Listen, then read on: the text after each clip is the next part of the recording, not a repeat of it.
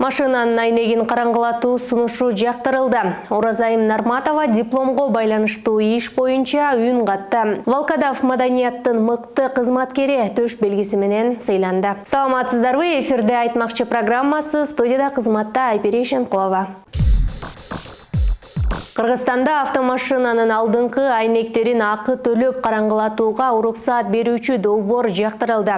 Гениально. Төлөмдүн өлчөмүн жана тейлөө тартибин мыйзам күчүнө киргенден кийин министрлер кабинети аныктай турганы белгилүү болду. Уруксаат берүү демилгесин экономика жана коммерция министрлиги көтөрүп чыккан. Министрлик белгилегендей, айнекти караңгылатууга тыюу салуу эрежеси иштебей келет жана рейд учурунда андай машиналар көп кармалышат. Жол кыймылынын коопсуздугун камсыздоочу башкармалыктын маалыматына караганда 2021 жылдын 11 айында алдыңкы каптал айнектеринин караңгылатып алган айдоочуларга карата жалпысынан 2,5 миңдей протокол түзүлгөн. Сколько?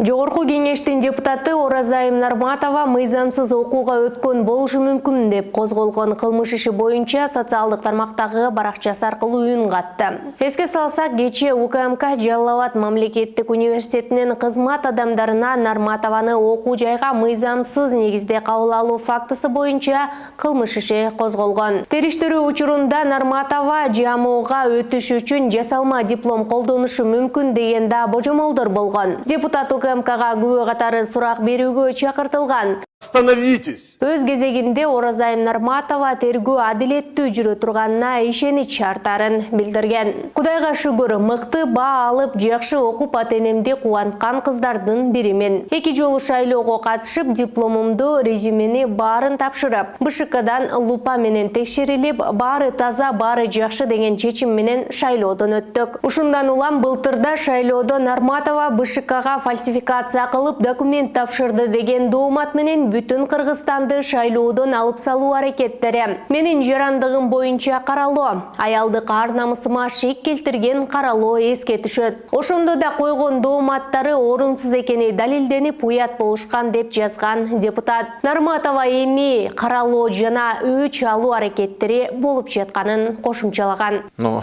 как иначе? Маданият, маалымат, спорт жана жаштар саясаты министри Азамат Жамангулов Россиянын «Голос» долбоорунун жеңүүчүсү Александр Волкодав менен жолукту. Бул тууралуу министрлик кабарлады. Жамангулов ырчыны жеңиши менен куттуктап, чыгармачылык ийгиликтерди каалаган. Ошондой эле Волкодавка маданияттын мыкты кызматкери төш белгисин жана министрлер кабинетинин атынан 100 000 сом акча каражатынын сертификатын тапшырды.